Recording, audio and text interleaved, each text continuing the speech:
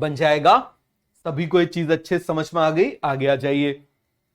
अब मोनोसेक्राइड, ये मैंने आपको 7 का स्ट्रक्चर बना के बताया था, क्लियर हो गया। अब मोनोसेक्राइड, ये मैंने आपको 4 का स्ट्रक्चर बना के बताया था। अरे बन जाएगा, बोलिए सर जल्दी से। अब मुझे बताओ जरा पेंटोज शुगर।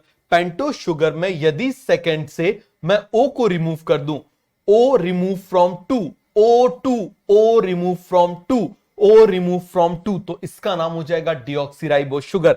इसका नाम क्या हो जाएगा आप मुझे बताइए जरा, डीऑक्सीराइबोस शुगर। तो एक बात जरा मुझे ईमानदारी से बताइए कि क्या आपको सब कुछ याद है? हमने काफी पहले पढ़ा था, हमारी आखिरी क्लास मेरे ख्याल से 9 तारीख को हुई थी, 9th को हुई थी हमारी क्लास, 9th ऑफ अगस्त को हुई थी हमारी क्लास। तो मुझे बताइए क्या आपको सब कुछ याद है, सब कुछ आपको क्लियर है? बताइए जरा। आई थिंक आप लोगों का बैकलॉग वगैरह भी जो होगा वो कवर आप लोगों ने कर लिया होगा। ठीक है, तो चलिए हम आगे बढ़े। चलो आगे बढ़ जाते हैं। अब मुझे बताओ जरा ध्यान से देखना, अब यहां पर ग्लूकोज बनाने के लिए हमेशा याद रखना, 3rd कार्बन पर OH ऊपर और 4th पर नीचे। समझ में आ गया? 3rd पर ऊपर OH और यहां पर क्या हो जाएगा, नीचे। हमेशा N बनेगा। लेकिन ये फर्स्ट कार्बन पर OH नीचे हो गया तो अल्फा ग्लूकोज, ऊपर हो गया तो बीटा ग्लूकोज, नीचे हो गया तो अल्फा ग्लूकोज, ऊपर हो गया तो बीटा ग्लूकोज बन जाएगा। अब देखो गैलेक्टोज, गैलेक्टोज में आप इस बात को समझना कि गैलेक्टोज में 3rd पे ऊपर तो है ही, लेकिन 4th पर भी ऊपर हो जाता है। यहां पर आप देखो ये क्या है, ऐसे है। समझ में आ गया? ये ऐसे है, अपोजिट डायरेक्शन वाले हैं, क्लियर हो गया। लेकिन ये सेम डायरेक्शन वाले हैं तो कौन हो जाएगा, गैलेक्टोज। क्या हो जाएगा आप मुझे बताओ जरा, गैलेक्टोज। अरे बन जाएगा, क्या कहलाएगा, गैलेक्टोज। सभी को क्लियर हो गया? अब आप मुझे बताना जरा, यहां पर आप देखना, फर्स्ट कार्बन पर OH। देखो पहले आप मुझे बताओ, यदि N बना दिया तो ग्लूकोज है, लेकिन यदि ऐसा U जैसा बना दिया तो गैलेक्टोज है। अब फर्स्ट कार्बन पर यदि OH नीचे हो गया तो अल्फा ग्लूकोज, बीटा ग्लूकोज। लेकिन यहां पर आप मुझे बताओ, गैलेक्टोज के साथ में अल्फा गैलेक्टोज, बीटा गैलेक्टोज बन जाएगा। सभी को ये कॉन्सेप्ट क्लियर है? अब देखो याद रखना कितना आसान है। आप मुझे बताओ जरा, smallest carbon in the ring is called as anomeric carbon, remaining all carbon are called epimeric carbon. ये बहुत इंपॉर्टेंट है, इस बात को आप लोग बहुत अच्छे से समझिए। Smallest carbon in the ring is called as anomeric carbon, remaining all carbon are called as epimeric carbon. सभी को बन जाएगा। स्मॉलेस्ट कार्बन रिंग का जो भी होगा वो एनोमेरिक होगा, क्लियर हो गया। तो पोजीशन ऑफ OH चेंज, यदि C1 पर कार्बन का चेंज हो रहा है तो उसको एनोमर्स बोलेंगे। जैसे alpha glucose, beta glucose are anomers, alpha galactose, beta galactose are anomers. लेकिन यदि आप मुझे बताओ जरा, चेंज ऑन 2, 3, 4 किसी पे भी हो रहा है, 2, 3, 4 चेंज ऑन 2, 3, 4, उसको बोल देंगे एपीमर। जैसे glucose and galactose are epimers, glucose and galactose are epimers, glucose and galactose are epimers. तो सभी को बन जाएगा, glucose and galactose are epimers. सभी को क्लियर हो गया? आगे आ जाइए। अब आप देखो जरा, यहां पर मैं बात कर रहा हूं फ्रक्टोज की, तो अब आप देखना यहां पर एनोमेरिक कार्बन कौन सा हो जाएगा, smallest carbon in the ring is called anomeric carbon. Clear हो गया? तो मुझे बताओ जरा, यहां पर इस पे OH फ्री है और आप मुझे बताओ नीचे है तो अल्फा फ्रक्टोज हो जाएगा। यदि OH ऊपर हो गया तो बीटा फ्रक्टोज हो जाएगा, बन जाएगा। आगे आ जाइए।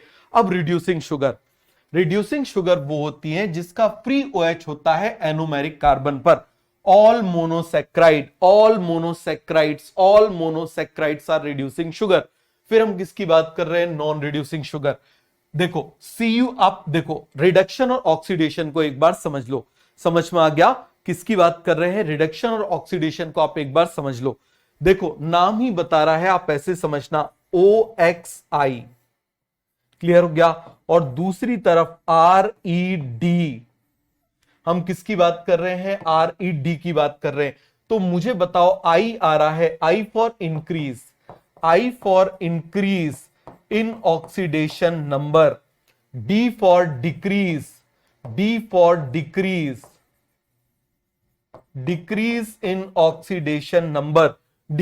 इन ऑक्सीडेशन नंबर, तो मुझे बताओ यहां पर इसका ऑक्सीडेशन नंबर कितना है, +2।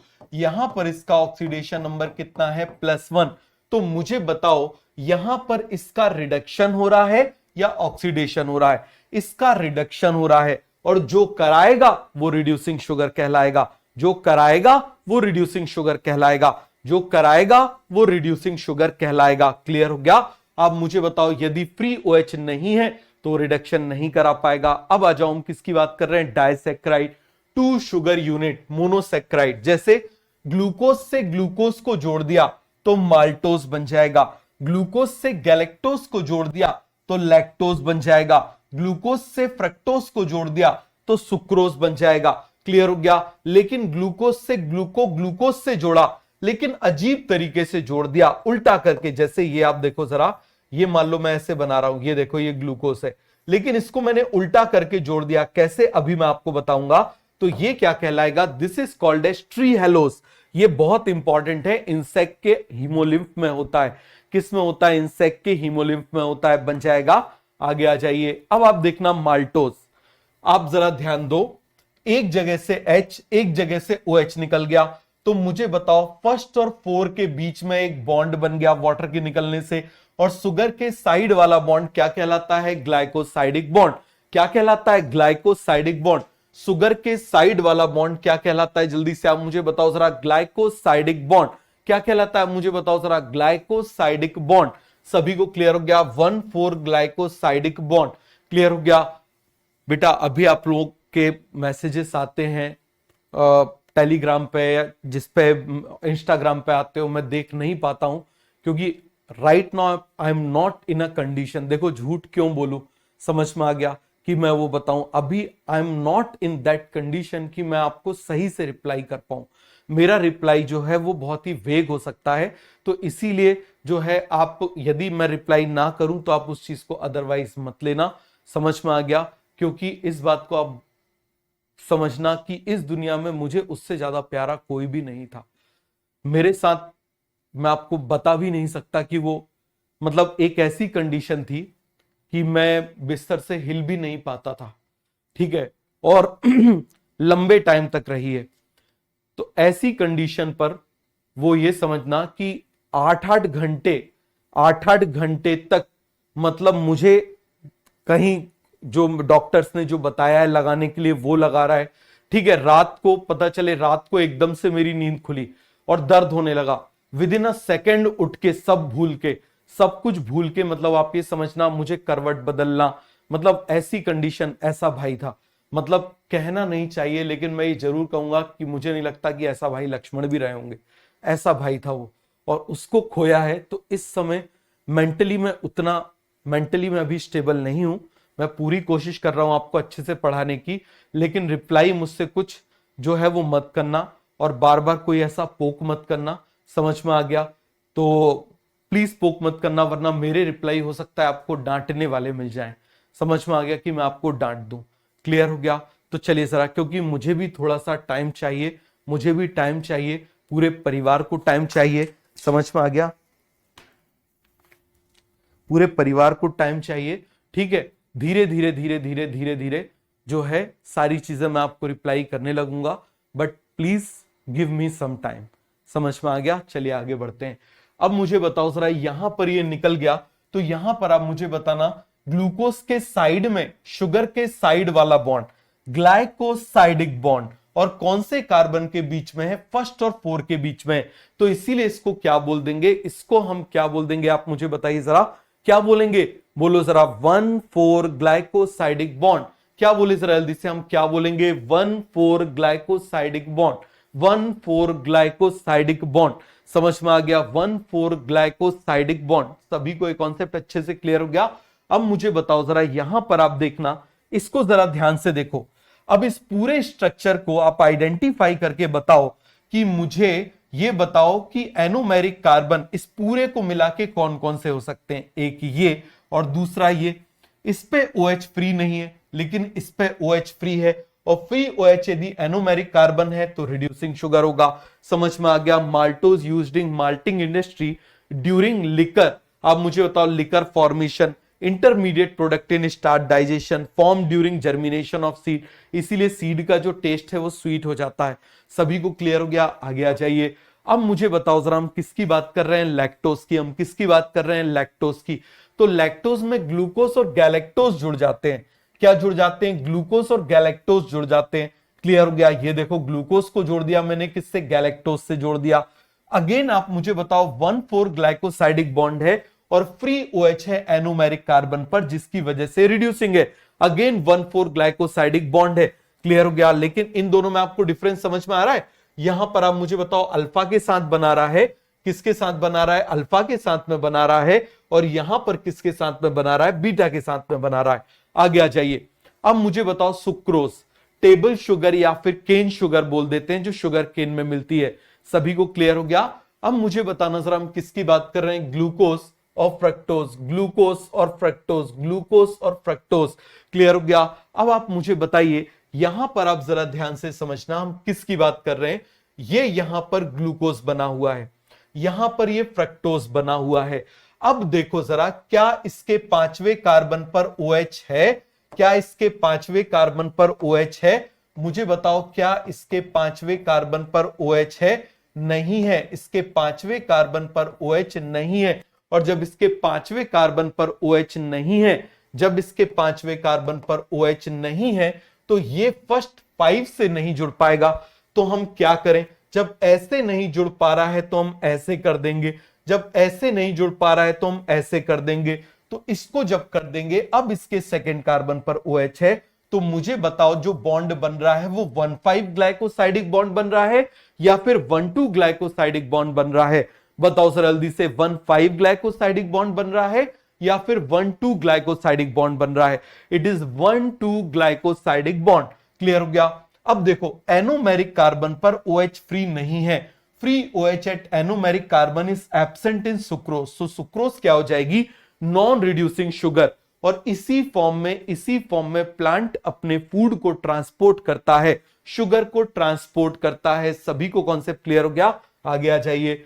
अब आप मुझे बताओ, हम किसकी बात कर रहे हैं? Tree Hallows. किसकी बात कर रहे हैं? Tree Hallows present in haemolymph of insect. किस में प्रेजेंट होता है? हीमोलिम्फ ऑफ इंसेक्ट में प्रेजेंट होता है। क्लियर हो गया? अब कैसे बनेगा? ग्लूकोज को ग्लूकोज से जोड़ रहे हैं, लेकिन पहले हमने जोड़ा था 4 से, अब हम इसको घुमा के 1 से जोड़ रहे हैं, तो यहां पर 1,1 ग्लाइकोसाइडिक बॉन्ड बन गया। तो ना ये वाले कार्बन पर OH फ्री बचा, ना ये वाले पर बचा, तो यहां पर 1,1 ग्लाइकोसाइडिक बॉन्ड बन गया। तो free OH at anomeric carbon in trehalose absent.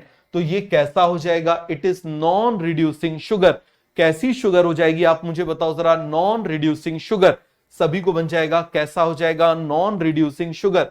सभी को एक कॉन्सेप्ट अच्छे से क्लियर हो गया? ईमानदारी से मुझे बताओ, सभी को क्लियर हो गया? तो अब मुझे बताओ, यहां पर हम मोनोसैक्राइड्स की बात कर रहे हैं। हम किसकी बात कर रहे हैं? Monosaccharide. All monosaccharides, all monosaccharides, all monosaccharides. Clear हो गया? हम रिड्यूसिंग शुगर की बात कर ले रहे हैं। किसकी बात कर ले रहे हैं? एक तरफ हम बात कर रहे हैं रिड्यूसिंग शुगर। हम किसकी बात कर रहे हैं? Reducing sugar. सभी को क्लियर हो गया? सारे के सारे मोनोसैक्राइड, सारे के सारे मोनोसैक्राइड। अब मुझे बताओ, डाइसैक्राइड में कौन कौन है? माल्टोज है, और आप मुझे बताओ जरा, माल्टोज के अलावा और कौन था? लैक्टोज है। चलिए स्टार्ट करते हैं। तो जो लास्ट क्लास में पढ़ा था, एक बार उसको रिवाइज कर लेते हैं। तो मुझे बताओ, मैंने आपको बताया था पॉलीहाइड्रोक्सी एल्डिहाइड, और इसमें हाइड्रोक्सी का हमने हेमी ले लिया, और एसिटल्डिहाइड का, ये देखो ये एल्डिहाइड है, इसका एसिटल ले लिया। तो इसीलिए कार्बोहाइड्रेट को हेमी एसिटल और हेमी कीटल भी बोल देते हैं। क्या बोल देते हैं? हेमी एसिटल और हेमी कीटल भी बोल देते हैं। और एक चीज हमेशा याद रखना, रिंग का जो सबसे छोटा कार्बन होता है, रिंग का जो सबसे छोटा कार्बन होता है, वही एनोमेरिक कार्बन कहलाता है। रिंग का smallest carbon in the ring is called as anomeric carbon. Clear हो गया? तो ग्लूकोज के केस में ये C1 होता है, और फ्रक्टोज के केस में ये C2 होता है। समझ में आ गया? ग्लूकोज के केस में 1 होता है, फ्रक्टोज के केस में 2 होता है। तो बन जाएगा, तो हेमी एसिटल हेमी कीटल का वर्ड का मतलब आपको समझ में आ गया? आगे आ जाइए। अब देखो, रिड्यूसिंग शुगर। रिड्यूसिंग शुगर के अंदर कौन कौन आता है? सारे मोनोसैक्राइड्स आते हैं। सारे मोनोसैक्राइड्स आते हैं, क्योंकि इनमें फ्री OH होता है एनोमेरिक कार्बन पर। फिर आप मुझे बताओ माल्टोज और लैक्टोज आते हैं। क्या आते हैं? Maltose and lactose. अगेन इनमें भी फ्री OH होता है एट एनोमेरिक कार्बन। क्या होता है आप मुझे बताइए जरा? फ्री OH होता है एट एनोमेरिक कार्बन। अब आ जाइए नॉन रिड्यूसिंग शुगर। तो इसमें कौन कौन आ जाता है? डाइसैक्राइड में आ जाता है सुक्रोज, ट्रीहेलोज और ऑल पॉलीसैक्राइड। कौन आ जाते हैं आप मुझे बताइए जरा? ऑल पॉलीसैक्राइड इसके अंदर आ जाता है। सभी को ये कॉन्सेप्ट अच्छे से क्लियर हुआ? बताइए जरा। रिड्यूसिंग और नॉन रिड्यूसिंग शुगर का मतलब आपको क्लियर हो गया? भाई सिंपल सा है, ये क्या कर सकते हैं, ये Cu+2 है। जैसे आप इस तरीके से समझना, ये मान लीजिए Cu+2 है, ये इसको कन्वर्ट कर सकता है Cu+1 में। क्लियर हो गया? लेकिन यहां पर आप मुझे बताओ जरा, ये Cu+2 को कन्वर्ट नहीं कर सकते Cu+1 में। ये किस में कन्वर्ट नहीं कर सकते? इसमें इसको कन्वर्ट नहीं कर सकते। So they are non reducing sugar and they are reducing sugar. सभी को क्लियर हो गया? Reducing and non reducing sugar आपको क्लियर हो गया? ऐसी शुगर जो रिडक्शन करा रही है रिड्यूसिंग शुगर, ऐसी शुगर जो रिडक्शन नहीं करा सकती है नॉन रिड्यूसिंग शुगर। क्लियर हो गया? आगे आ जाइए। अब पॉलीसैक्राइड।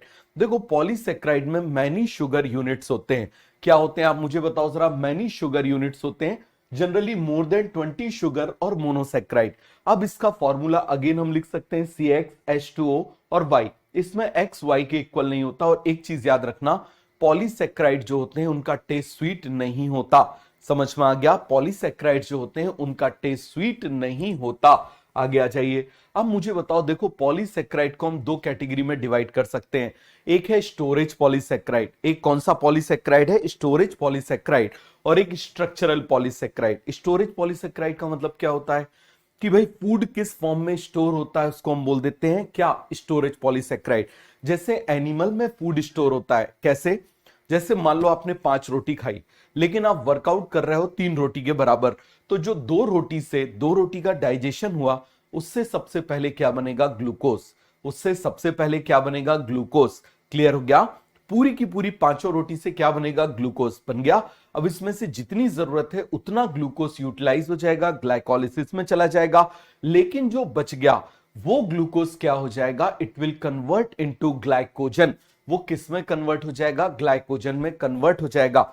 जैसे आप इस तरीके से समझिए कि मान लीजिए आप घर से निकल रहे हो 1000 रुपए लेके, ठीक है, खर्च हो गए आपके 400 रुपए।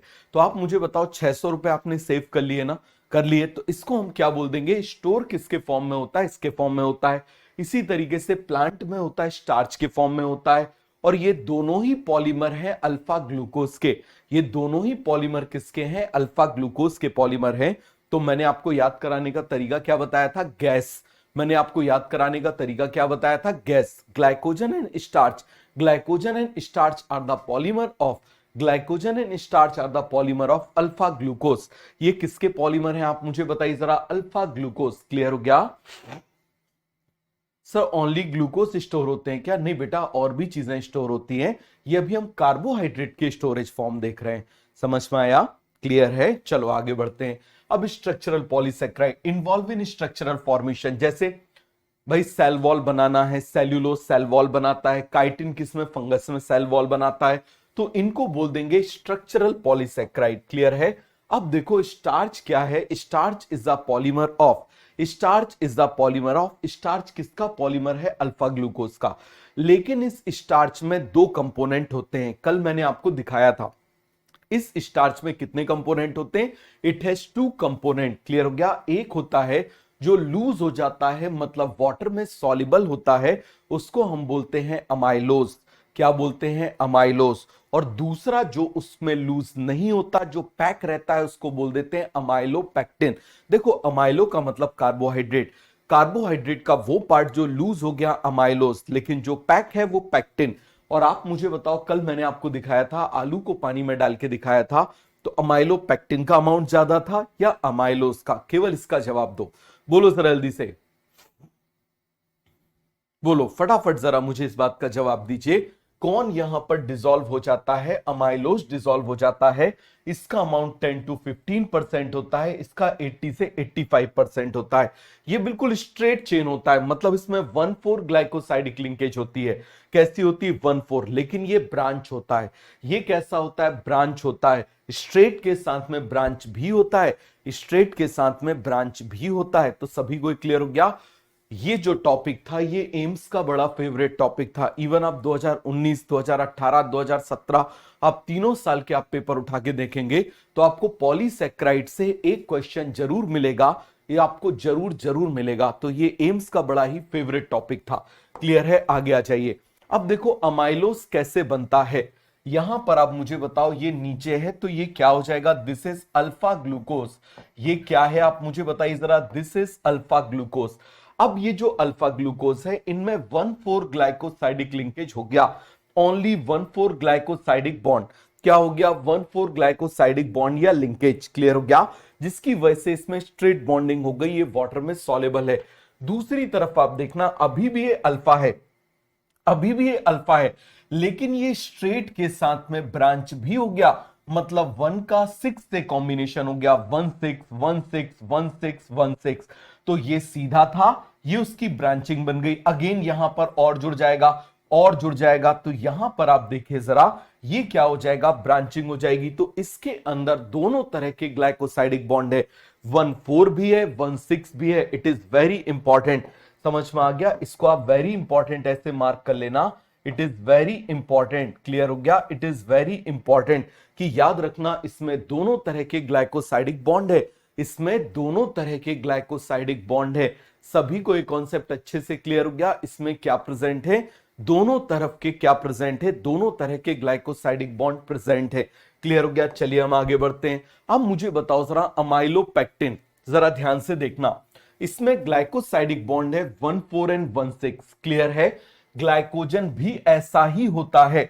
समझ में आ गया? Structure of glycogen is similar to amylopectin, but glycogen is more branch. इसमें ब्रांचिंग ज्यादा है। आप खुद देखो, लेस ब्रांच, मोर ब्रांच। तो अमाइलोपेक्टिन का स्ट्रक्चर ग्लाइकोजन से भी सिमिलर होता है एंड फ्लोरिडियन स्टार्च से भी सिमिलर होता है। किससे सिमिलर होता है?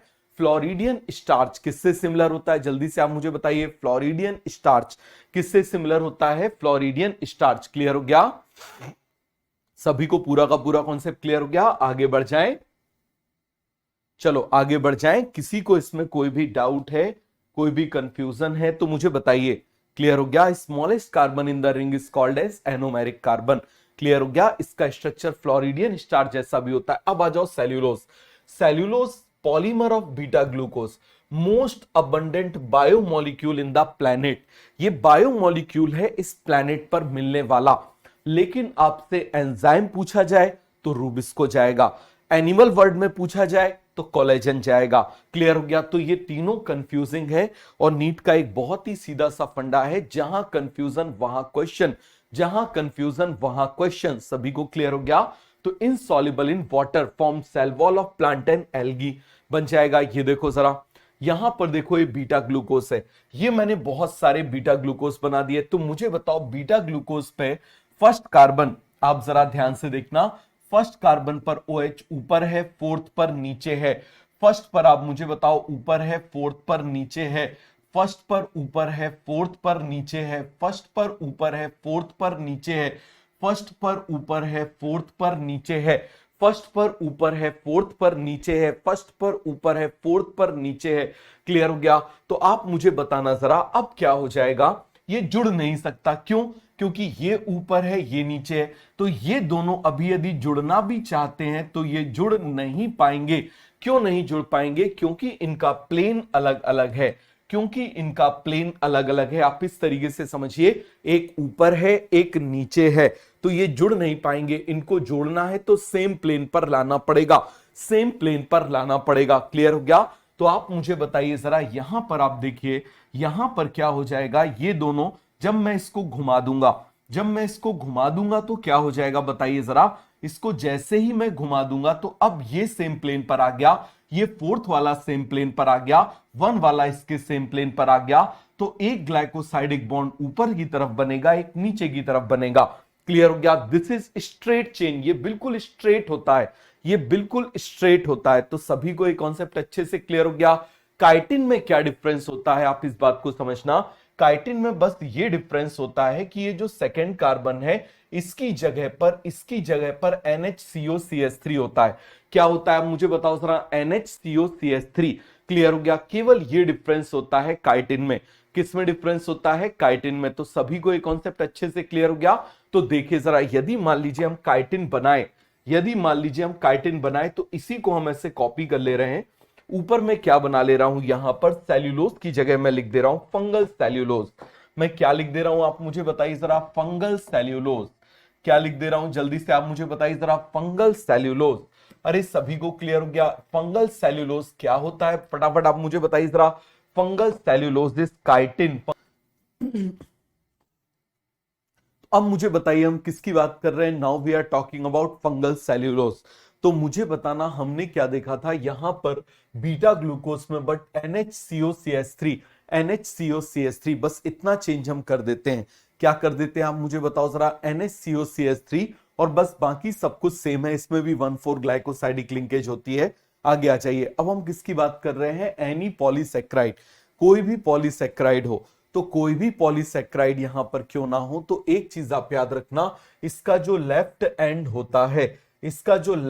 होता है, आप मुझे बताइए जरा, वो हमेशा कैसा होगा? देखो, लेफ्ट एंड में कार्बन नंबर 4 है। कौन सा है? कार्बन नंबर 4 है। और कार्बन नंबर 4 पर OH होने से कोई फर्क नहीं पड़ता, उसका रिडक्शन नॉन रिडक्शन की प्रॉपर्टी नहीं होती।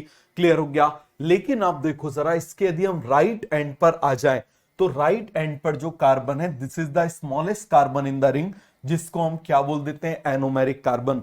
तो राइट एंड पर OH फ्री है, और क्योंकि राइट एंड पर OH फ्री है, तो it is a reducing and. तो इस चीज का याद रखना, पूरा पॉलीसेक्राइड नॉन रिड्यूसिंग है, केवल उसका एंड कैसा है? रिड्यूसिंग है। केवल उसका एक टुकड़ा, केवल उसका एक एंड, केवल एक टुकड़ा उसका कैसा है? नॉन रिड्यूसिंग है। और याद रखना, इनऑर्गेनिक केमिस्ट्री को सही टाइम पर यदि आपने ग्रिप कर लिया, तो ये आपकी बहुत बड़ी स्ट्रेंथ बनेगा। समझ में आ गया? बहुत बड़ी स्ट्रेंथ बनेगा, क्योंकि इसके क्वेश्चंस बहुत ही कम टाइम में सॉल्व होते हैं। समझ में आ रहा है? इसके क्वेश्चन आप ये समझना, इसके क्वेश्चन जैसे हम बायो में बात करें, तो बायो में कई सारे चैप्टर ऐसे होते हैं जिनके क्वेश्चन बहुत कम टाइम में सॉल्व होते हैं। इनऑर्गेनिक भी उनमें से एक होती है। समझ में आ गया? कुछ स्पेसिफिक टॉपिक्स को हटा दिया जाए, तो ये आपकी स्ट्रेंथ बनेगी पेपर को जल्दी सॉल्व करने के लिए। तो अभी इसीलिए इनऑर्गेनिक पे धावा बोल देना, बहुत जम के, बहुत अच्छे से करना। क्लियर हो गया? चलिए जरा, तो आप मुझे बताओ जरा, entire part of polysaccharide is non reducing, but the right and is reducing. But right and कैसा है? रिड्यूसिंग एंड है। बट राइट एंड कैसा है? Right and is reducing. But right and कैसा है? आप मुझे बताइए जरा, रिड्यूसिंग है। राइट एंड कैसा है? आप मुझे बताइए जरा, रिड्यूसिंग है। सभी को कॉन्सेप्ट क्लियर हो गया? आगे आ जाइए। अब मुझे बताओ जरा, पॉलीसेक्राइड जो आयोडीन को होल्ड कर लेता है, ऐसा पॉलीसेक्राइड आप मुझे बताइए, जो आयोडीन को होल्ड कर लेता है, वो ब्लू कलर देगा। लेकिन आप मुझे बताओ, जो होल्ड नहीं कर पाता, वो ब्लू कलर नहीं दे पाएगा। क्लियर हो गया? तो अब आप यहां पर जरा ध्यान समझना, हम बात कर रहे हैं स्टार्च की, ग्लाइकोजन की, सेल्यूलोज की। क्लियर हो गया? Starch has two component. Clear हो गया? बोलिए जरा जल्दी से, starch has two component, amylose and amylopectin. Clear हो गया? Amylose and amylopectin. सभी को क्लियर हो गया? Amylose and amylopectin. और ग्लाइकोजन आप मुझे बताइए जरा, जो ग्लाइकोजन होता है, फिर से आप मुझे बताइए जरा, अमाइलोज अमाइलोपेक्टिन। और यही अमाइलोपेक्टिन को ज्यादा ब्रांच कर दिया जाए तो ग्लाइकोजन बन जाएगा। उसके बाद सेल्यूलोज होता है, तो सेल्यूलोज आप मुझे बताइए बिल्कुल स्ट्रेट होता है। क्लियर हो गया? अब आप यहां पर जरा ध्यान से देखना, ये जो अमाइलोज है, यही हेलिकल स्ट्रक्चर बना लेता है। क्लियर हो गया? तो हेलिकल स्ट्रक्चर बनाने की वजह से ये आयोडीन को होल्ड कर लेगा, और जब आयोडीन को होल्ड कर लेगा तो ब्लू कलर देगा।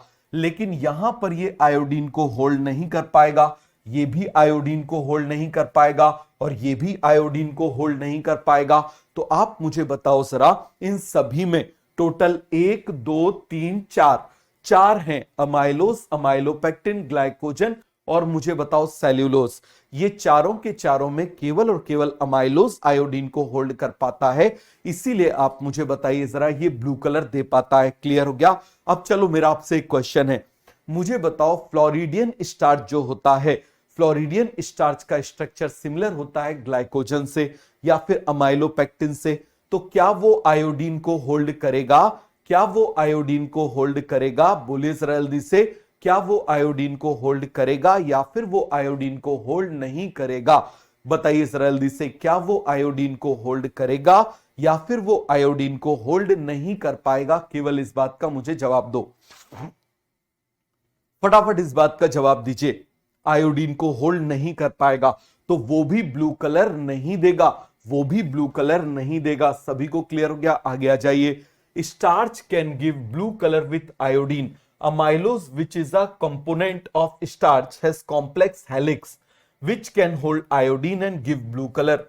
Glycogen and cellulose cannot give blue color with iodine because they do not have complex helix, so they cannot hold iodine. जिसकी वजह से ये आयोडीन को होल्ड नहीं कर पाएंगे, जिसकी वजह से ये आयोडीन को होल्ड नहीं कर पाएंगे। अब आ जाओ, from starch all the amylose will remove. हमने सारे के सारे अमाइलोज को रिमूव कर दिया, हमने सारे के सारे अमाइलोज को रिमूव कर दिया, और जब सारे के सारे अमाइलोज को रिमूव कर दिया, now it will react with iodine. Will it provide blue colour with iodine और will not give blue colour? तो ये अब ब्लू कलर नहीं देगा, क्योंकि जो ब्लू कलर देने वाला था उसको हमने निकाल दिया, जो ब्लू कलर देने वाला था उसको हमने निकाल दिया, जो ब्लू कलर देने वाला था उसको हमने निकाल दिया। सभी को क्लियर हो गया? आगे आ जाइए। अब इन्यूलिन, तो देखो इन्यूलिन जो होता है, inulin is a polymer of fructose. अब चलो मेरे क्वेश्चन का जवाब दो, इन्यूलिन में कौन सा ग्लाइकोसाइडिक बॉन्ड होगा? बताओ जरा, कौन सा ग्लाइकोसाइडिक बॉन्ड हो सकता है? बताइए जरा, कौन सा ग्लाइकोसाइडिक बॉन्ड यहां पर हो सकता है? ये आपका होमवर्क है, ये आप जरा ढूंढ के, आप थोड़ा दिमाग लगा के मुझे बताओगे कि कौन सा इसमें ग्लाइकोसाइडिक बॉन्ड इन्यूलिन में हो सकता है। क्लियर हो गया? आगे आ जाइए। आप खुद स्ट्रक्चर बनाना फ्रक्टोज का, कैसे ज्वाइन हो सकता है, थोड़ा सा ये दिमाग लगाना और फिर मुझे बताना। क्लियर हो गया? किससे मिलता है? Obtain from roots of dahlia. Inulin is used to measure GFR, glomerular filtration rate, because inulin हमारी बॉडी के अंदर मेटाबोलाइज नहीं होता, बिकॉज इन्यूलिन हमारी बॉडी के अंदर मेटाबोलाइज नहीं होता। अब आ जाओ, हम किसकी बात कर रहे हैं? एंजाइम्स की। तो देखो जरा, एक बहुत ही सिंपल सी चीज है, जैसे CO2 का ट्रांसपोर्ट बाइकार्बोनेट के फॉर्म में होता है। क्लियर हो गया? तो यहां पर CO2 वाटर से ऐड हो रही है विदाउट एंजाइम। आप मुझे बताओ जरा, कैसे ऐड हो रही है विदाउट एंजाइम? कैसे ऐड हो रही है? जल्दी से आप मुझे बताइए जरा। विदाउट एंजाइम कार्बोनिक एनहाइड्रेस, तो H2CO3, only 200 H2CO3 will form in a minute.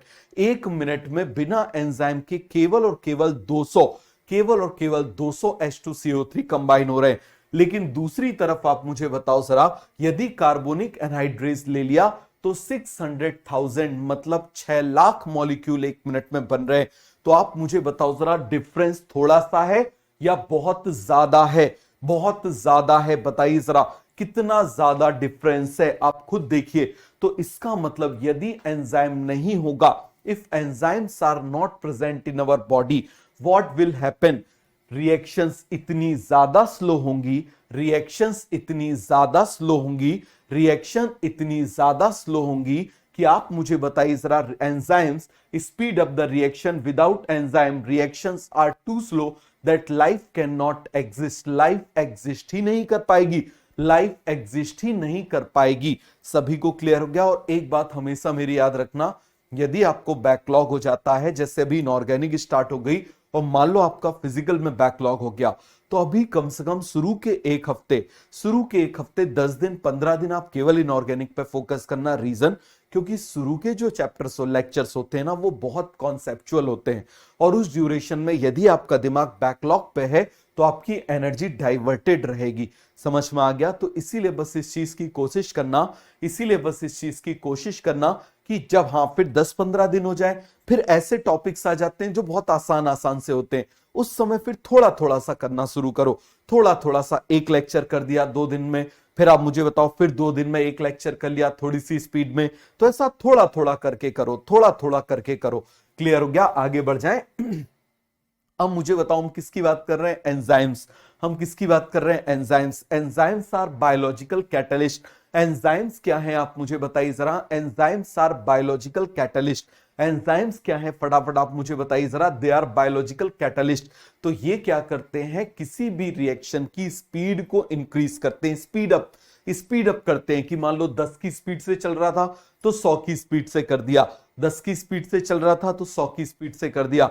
जैसे आपने कभी गेम खेला होगा एनएफएस, नीड फॉर स्पीड, तो उसमें एक होता है ना नाइट्रस ऑक्साइड होता है, नाइट्रस ऑक्साइड डाल दिया तो स्पीड बढ़ जाती है। या फिर आपने फास्ट एंड फ्यूरियस मूवी देखी होगी, तो फास्ट एंड फ्यूरियस मूवी में वो जैसे नाइट्रस ऑक्साइड को यूज करते हैं वैसे आप मुझे बताओ जरा स्पीड बढ़ जाती है। तो बस इसको एंजाइम को समझ लो कि वो नाइट्रस ऑक्साइड है।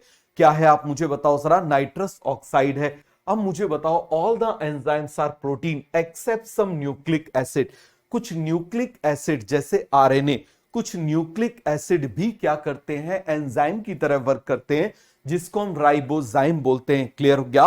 और इस राइबोजाइम के ऊपर नोबेल प्राइज मिला है 2009 में वेंकटेश रामाकृष्णन को। आप मुझे बताओ, कंटेन टर्शरी स्ट्रक्चर। याद रखना सभी के अंदर क्या प्रेजेंट होते हैं, टर्शरी स्ट्रक्चर। क्लियर हो गया। और ये क्या करते हैं, they decrease the activation energy. अब what is activation energy, minimum amount of energy, minimum amount of energy. Clear हो गया। Minimum amount of energy required to convert substrate into product, minimum amount of energy required to convert substrate into product, minimum amount of energy which is required to convert substrate into product is called as activation energy.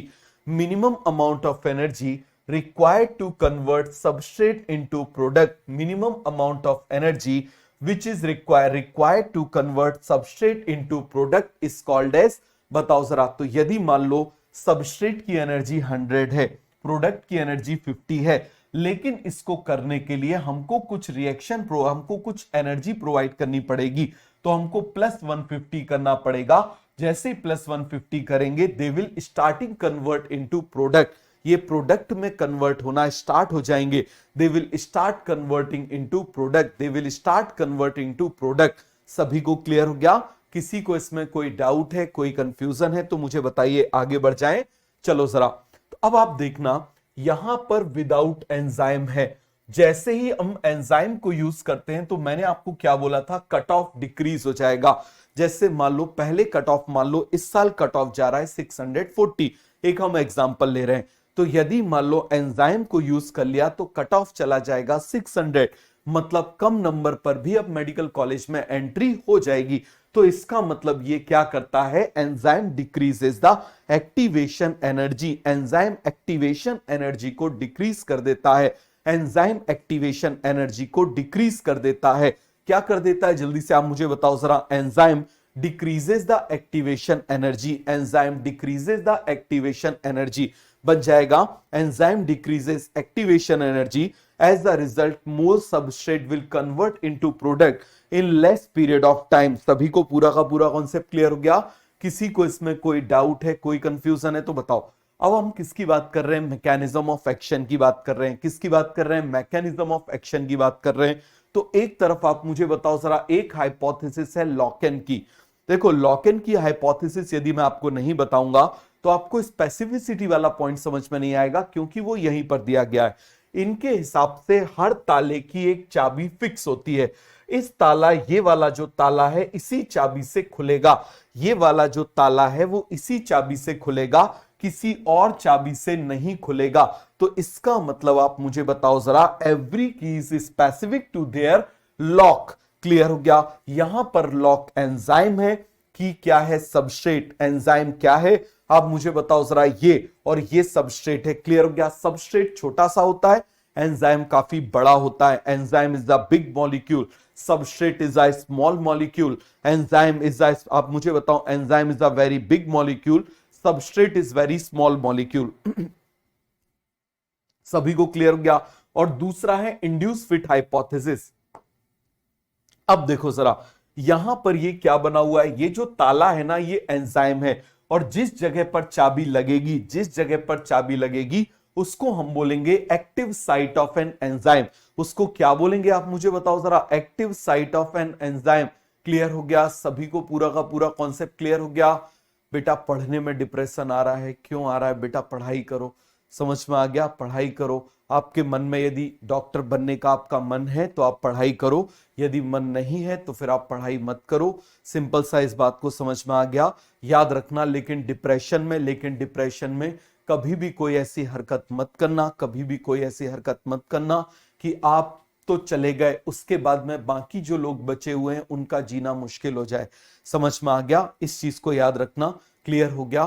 तो आपका मन करे तो आप पढ़ाई करिए, नहीं तो कोई और चीज कर लीजिए। याद रखना, चाहे कोई भी हो, वही सेम खाना खाता है, वही सेम खाने में कोई फर्क नहीं पड़ता, उतने ही बिस्तर पर सोता है जितना उसका वो होता है। लेकिन याद रखना, आप जिनके डियरेस्ट वन हो, आपको पता भी नहीं होगा आप किसके डियरेस्ट वन हो, और आपने यदि मान लो डिप्रेशन में यदि आपने कुछ ऐसा कर लिया, मेरे भाई ने सुसाइड नहीं किया, पहले मैं आपको बता दूं।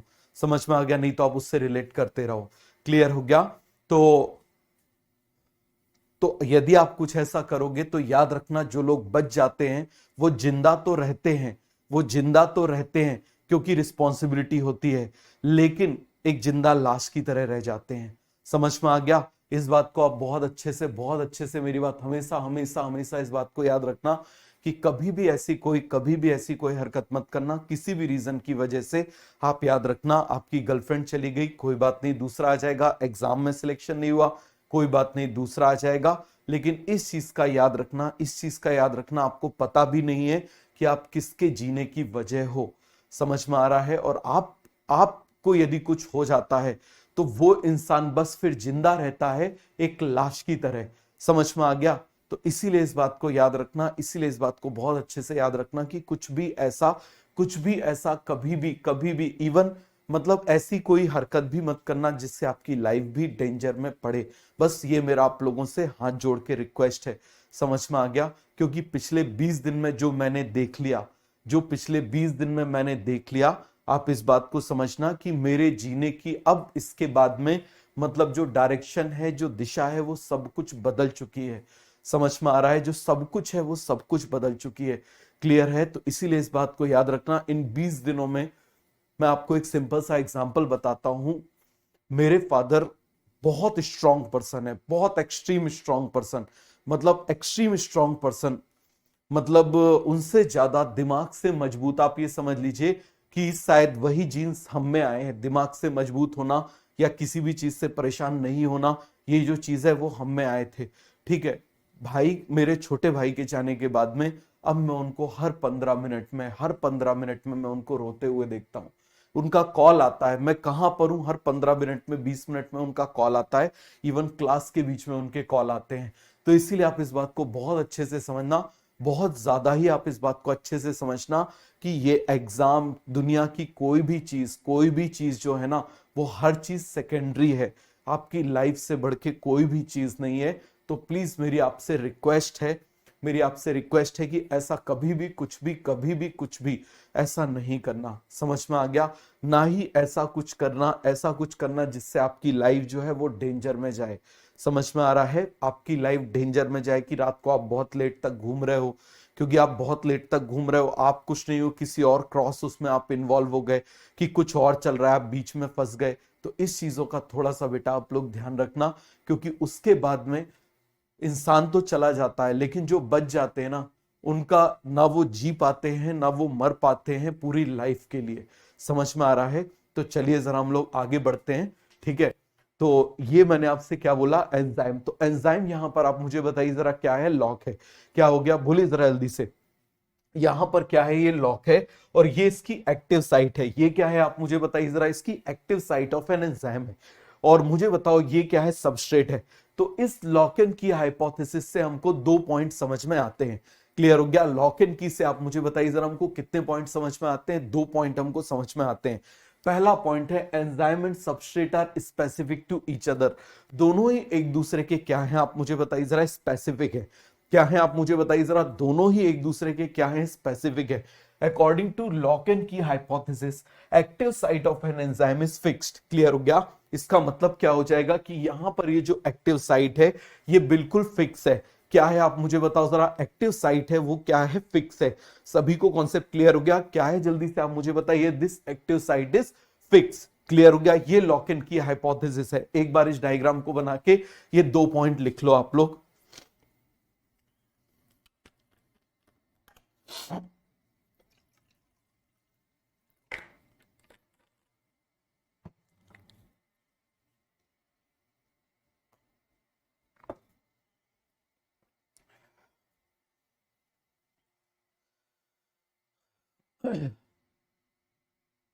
हो गया? हो गया पूरा क्लियर? चलिए हम लोग आगे बढ़ते हैं। अब देखना जरा, एक है इंड्यूस फिट हाइपोथेसिस। अब इंड्यूस फिट हाइपोथेसिस के अकॉर्डिंग क्या होता है, ये एंजाइम है, ये एंजाइम का आप मुझे बताइए जरा, एंजाइम की कौन सी साइट है? This is the active site. जो मैंने ग्रीन कलर से मैंने बनाई हुई है वो कौन सी साइट है? This is the active site. वो कौन सी साइट है आप मुझे बताइए जरा? This is the active site. This is the active site. सभी को क्लियर हो गया? वो कौन सी साइट है आप मुझे बताइए जरा? This is the active site. Clear है? अब मुझे बताना, यहां पर हम बात कर रहे हैं ये क्या है? सबस्ट्रेट। तो अब देखो जरा, सबस्ट्रेट में दो तरीके हो सकते हैं। पहला तरीका क्या है, ये सबस्ट्रेट जो है, ये सबस्ट्रेट जो है इस एंजाइम से जुड़ेगा, और यहां पर आप देखना जरा, यहां पर केवल इतना पार्ट जो है, इतना पार्ट जो है आप मुझे बताइए जरा, केवल और केवल इतना पार्ट जो है वो किससे टच कर रहा है? आप मुझे बताओ। एंजाइम से टच कर रहा है। तो क्या अभी सबस्ट्रेट क्लोज प्रॉक्सिमिटी में है? केवल मुझे इस बात का जवाब दीजिए, क्या अभी सबस्ट्रेट क्लोज प्रॉक्सिमिटी में है? बताइए जरा, क्या सबस्ट्रेट अभी क्लोज प्रॉक्सिमिटी में है? नहीं है। समझ में आ गया? आप मुझे बताओ, अकॉर्डिंग टू लॉक-इन की active site is fix. Clear हो गया? एक्टिव साइट कैसी है? फिक्स है। लेकिन आप देखना जरा, ये सबस्ट्रेट क्या करेगा? According to induced fit, substrate alter the shape of active site, जिसकी वजह से आप मुझे बताओ जरा, अब ये ज्यादा टाइटली पैक हो जाएगा। Now substrate is more tightly pack. Substrate क्या हो गया? ज्यादा टाइटली पैक हो गया, और सबस्ट्रेट से इसका जो कांटेक्ट है वो ज्यादा हो गया। आप इस तरीके से समझिए कि पहले आपने हाथ मिलाया था और अब आपने गले मिल लिए। समझ में आ गया? पहले आपने हाथ मिलाया था और अब आप क्या मिल गए? गले मिल गए। सभी को क्लियर हो गया? पहले आपने क्या मिलाया था? बोले सर जल्दी से, हाथ मिलाया था ऐसे, और अब आप क्या मिल गए? गले मिल गए। तो सभी को ये पूरा का पूरा कॉन्सेप्ट अच्छे से क्लियर हो गया? किसी को इसमें कोई भी डाउट है, कोई भी कंफ्यूजन है तो मुझे बताइए। किसी को इसमें कोई भी डाउट है, कोई भी कंफ्यूजन है तो फटाफट फटाफट मुझे बताइए। हो गया पूरा का पूरा कॉन्सेप्ट क्लियर? सभी को ये चीज अच्छे से समझ में आ गई? किसी को इसमें कोई भी डाउट है, कोई भी कंफ्यूजन बताइए। तो यहां पर आप मुझे बताना, ये सबस्ट्रेट क्या करेगा? Substrate bind to enzyme. Clear हो गया? Substrate alter the shape of an enzyme. Enzyme के शेप को चेंज कर दिया। Enzyme fitting more tightly around substrate. अब ये सबस्ट्रेट के चारों तरफ ज्यादा टाइटली क्या हो गया? आप मुझे बताओ जरा। फिट हो गया। क्लियर हो गया? अब क्या होगा? Breaking bonds in substrate. ये जो सबस्ट्रेट है, इन सबस्ट्रेट में बॉन्ड टूटेगा, और बॉन्ड टूटने के बाद में, बॉन्ड टूटने के बाद में बताइए जरा जल्दी से, जैसे आपने मान लीजिए वो एक पढ़ा होगा, मुझे याद नहीं है, और उसमें ऑर्गेनिक में एक रिएक्शन थी। मान लो आपने ऐसे बात करी, मान लो ये RX है। क्लियर हो गया? चलिए स्टार्ट करते हैं। तो लास्ट क्लास में जो हमने पढ़ा था बायोमोलिक्यूल में, उसको हम आगे बढ़ते हैं। मुझे बताओ, मैंने आपको क्या बताया था कि ये मान लो हेक्सोकाइनेज है और ये ग्लूकोसिल फास्फेट है। ये दोनों क्या है? सबस्ट्रेट। और ये क्या है? एंजाइम। और ये इसकी क्या है? Active site. अब आप देखना जरा, दो तरीके हैं, या तो ये इस तरीके से इस पर फिट होगा, या फिर ये इस तरीके से फिट होगा।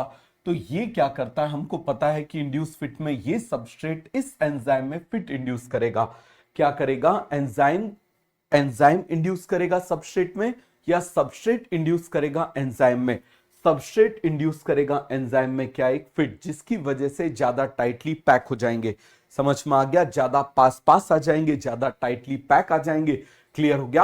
अब क्या हो जाएगा? यहां पर सबस्ट्रेट के बॉन्ड टूटेंगे और इनके बीच में बॉन्ड बन जाएंगे। तो यहां पर ये प्रोडक्ट बन जाएगा, और ये जो एंजाइम है वापस रिलीज हो जाएगा नए सबस्ट्रेट से बाइंड करने के लिए।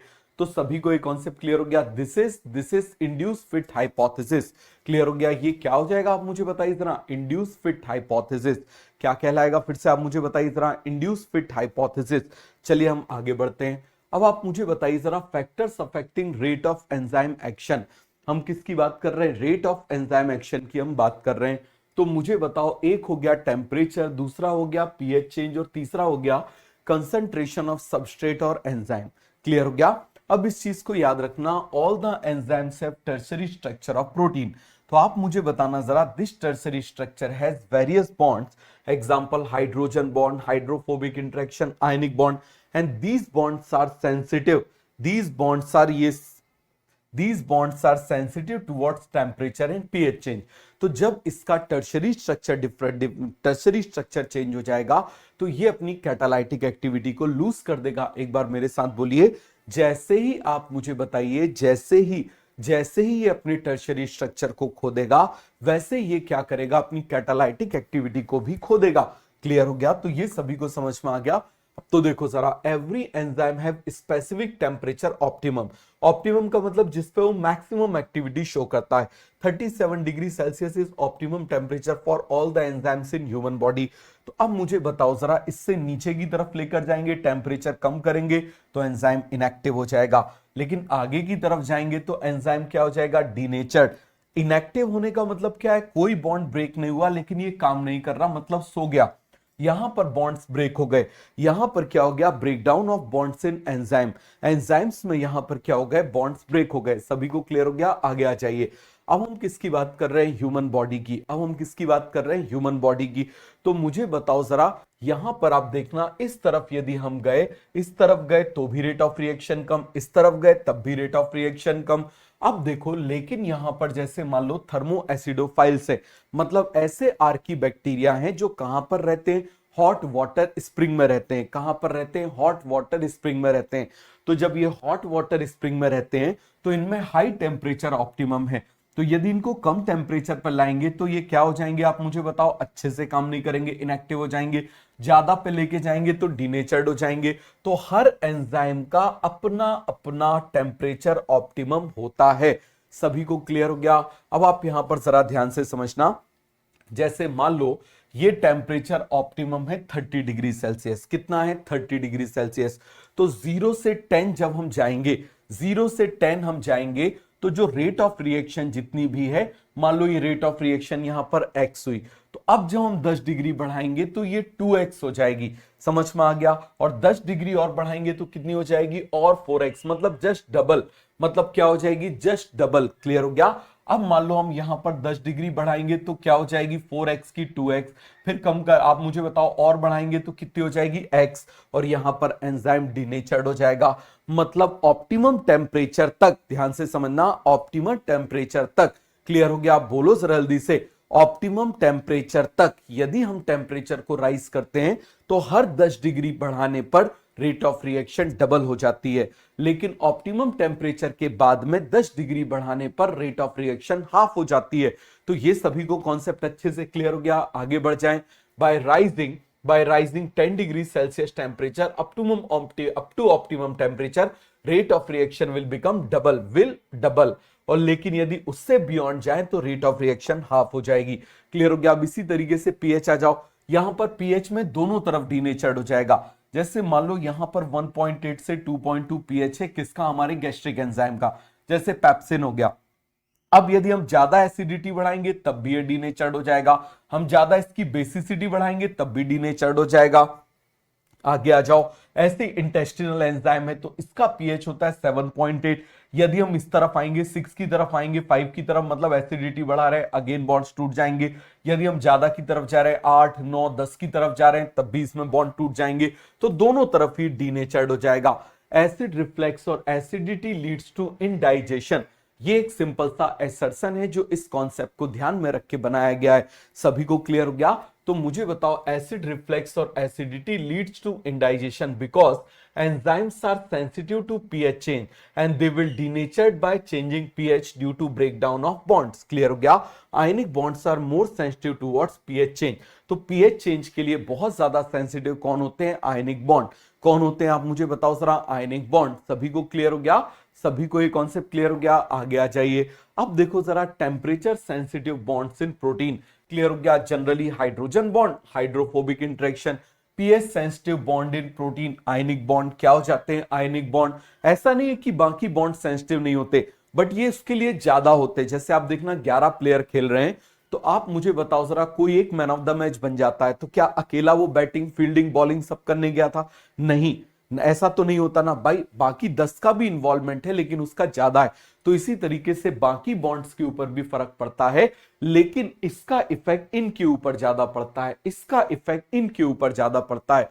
तो सभी को ये कॉन्सेप्ट अच्छे से क्लियर हो गया?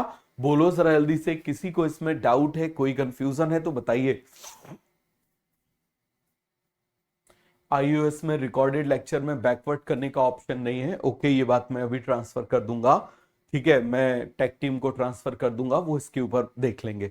ठीक है, चलिए आगे बढ़ जाएं। अब आप मुझे बताना जरा, हम कंसंट्रेशन की बात कर रहे हैं। मैंने आपसे क्या बोला था कि जैसे मान लो ये ब्रेड है, ये आलू टिक्की है, ये चीज है, इन सभी को मिला दिया बर्गर। ये 5 है, ये 5 है, ये 5 है, तो बर्गर भी 5 मिलेंगे। लेकिन अब देखो जरा, ये 5 है, ये 10 है और ये 15 है। ये 5 है, ये 10 है और ये 15 है। सभी को कॉन्सेप्ट क्लियर हो गया? तो मुझे बताओ बर्गर कितने मिलेंगे? 5।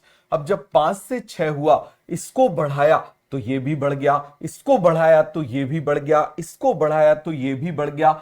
मतलब यहां पर रेट ऑफ रिएक्शन उस पर डिपेंड कर रही है जिसका अमाउंट सबसे कम है।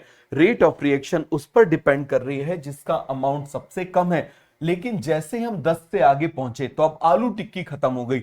अब जब आलू टिक्की खत्म हो गई तो अब आप ब्रेड कितनी भी बढ़ाते जाओ, आप ब्रेड का नंबर कितना भी बढ़ाते जाओ, रेट ऑफ रिएक्शन चेंज नहीं होगी, 10 ही मिलेंगे, लगातार 10 ही मिलेंगे। सभी को क्लियर हो गया? तो यहां पर जाके कांस्टेंट हो जाएगी। So this is called as V max और मैक्सिमम रेट ऑफ रिएक्शन।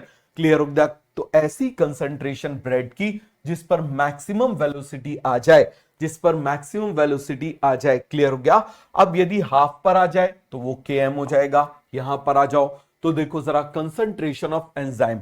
अब दो कंडीशन है, एंजाइम भी इनफाइनाइट है, सबस्ट्रेट भी इनफाइनाइट है। तो अब एंजाइम भी इनफाइनाइट है, सबस्ट्रेट भी इनफाइनाइट है, तो रेट ऑफ रिएक्शन बढ़ती चली जाएगी।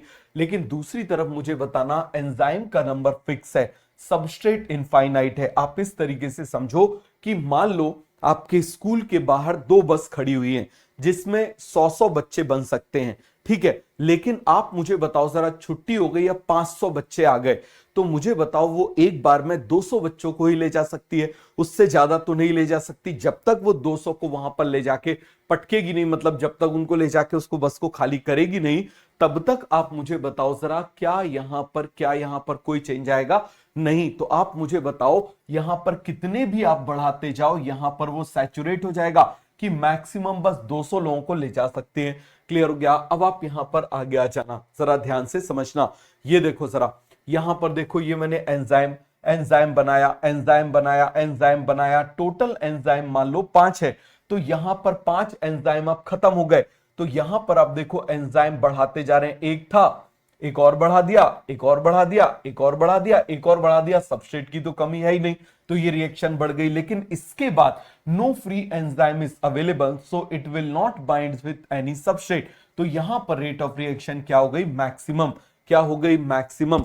अब देखना जरा, एक पॉइंट पर वी मैक्स हो गई थी, तो ऐसा टाइम जरूर आएगा, ऐसा टाइम जरूर आएगा, मान लो 100 की स्पीड है तो 50 की स्पीड जरूर आएगी।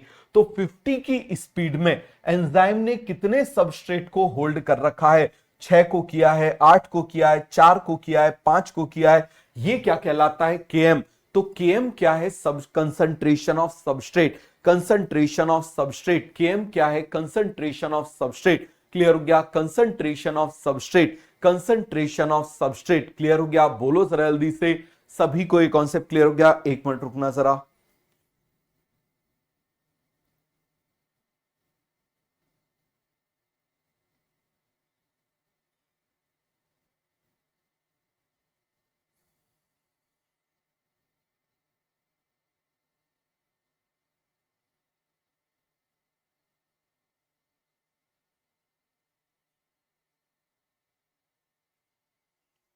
सभी को ये कॉन्सेप्ट क्लियर हो गया? कुछ नहीं, मैं टेक टीम को भेज रहा था, तो सभी को ये बात अच्छे से समझ में आ गई?